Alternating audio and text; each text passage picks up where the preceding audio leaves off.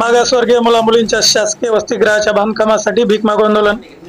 वसमत तालुक्यातील आर्थिकदृष्ट्या व मागासवर्गीय मुला-मुलींसाठी शासकीय वसतिगृहासाठी जमीन खरेदीसाठी आलेला निधी परत गेला असून अद्याप वसतिगृह बांधकामाचा प्रश्न प्रलंबित असून म्हणून सामाजिक कार्यकर्ते आनंद खरे यांनी उपविभागीय अधिकारी यांना निवेदन देऊन शासनाचे लक्ष केंद्रित करण्यासाठी भीक मागू आंदोलन केले आहे.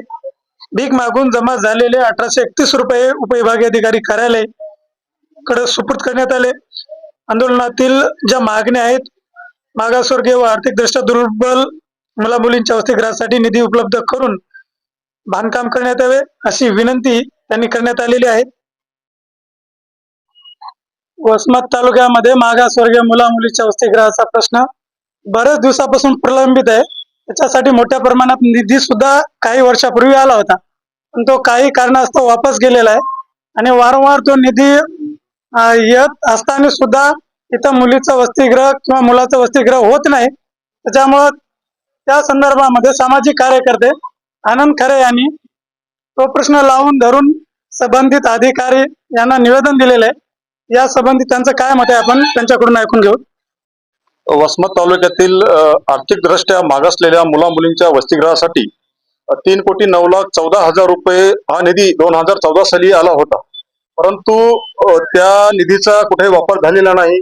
कुठल्याही प्रकारची प्रक्रिया जमीन खरेदीसाठी किंवा हस्तांतराची झालेली नाही. त्यामुळे तो निधी 5 वर्ष पडून राहिला आणि 5 वर्षानंतर तो निधी परत वापस गेलेला आहे.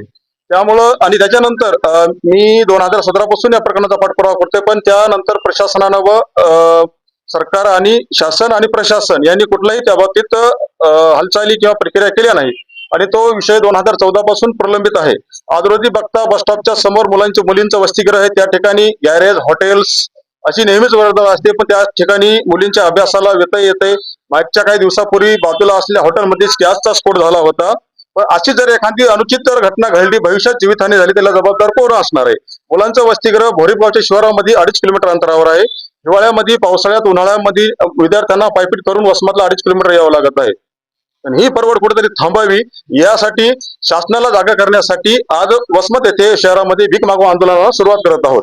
सुरुवात करून आंदोलनाचं भीक मागून आणि त्यासोबतच आमच्या मागण्याचं निवेदन माननीय उपविभागीय अधिकारी यांच्या मार्फत आम्ही सरकारला पाठवणार आहोत.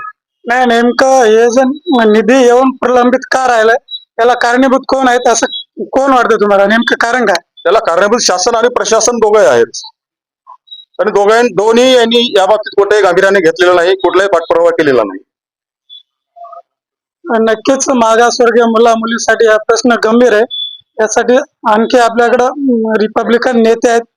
तुम्हाला काय वाटतं याविषयी की मागासवर्गीय मुला-मुलीचं वसतिगृह व्हायला पाहिजे की नाही? वसतिगृह हे व्हायला पाहिजेत. कित्येक दिवसापासून इथं किरायाच्या इमारतीमध्ये वसतिगृह दोन्ही आहेत. जर स्वतःच्या मालकीचं जर समाज कल्याण वसतिगृह झालं तर त्या इमारतीमध्ये शहरात जर इमारत झाली तर विद्यार्थ्यांना शाळेमध्ये जाण्यासाठी सोयीचं होईल. आणि अधिकाऱ्यांचे जे रिलेशन आहेत इमारत मालकासोबत भाड्यामधून आपलं कमिशन घेण्याची, ते सगळे गैरव्यवहार बंद होतील.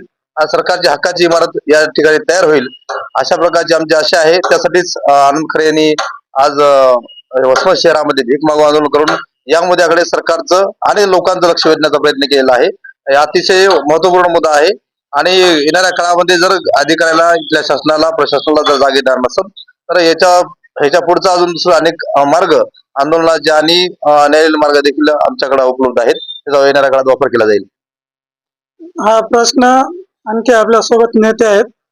काय वाटतं, हा प्रश्न मागासवर्गाच्या मुला-मुलीच्या वसतिगृहाचा गंभीर प्रश्न आहे, काय वाटतं सुटायला पाहिजे की नाही? नक्कीच सुटायलाच पाहिजे की, कारण काय तर हे जे लोक जे वसतिगृहाचे जर कमिशन खातात, हे करतात, तर त्याच्यापेक्षा समाजाला कुठंतरी रस्ता मिळायला पाहिजे, गरिबाला वाटचाल भेटायला पाहिजे आणि आमदारांना पण इथं लक्ष घालायला पाहिजे की बाबा हे असं फक्त इलेक्शन पुरतच लोकांना समाजाला वापर करू नये, जरा लक्ष घालावं तालुक्यावर. हीच आपली इच्छा आहे, दुसरं काही. हा प्रश्न गंभीर असताना संबंधित नेते, कार्यकर्ते, सामाजिक कार्यकर्ते यांनी हा प्रश्न उचलून धरला आहे आणि ते कुठंतरी काम तात्काळ होण्यासाठी भीक मागू आंदोलन त्यांच्याकडून करण्यात येत आहे. याकडे प्रशासन कसं बघते आणि हा प्रश्न कसा सोडते हे आपल्याला पाहणं थोडंच महत्वाचं आहे. रुपेश शेंगडे, RTV मराठी, वसमत, हिंगोली.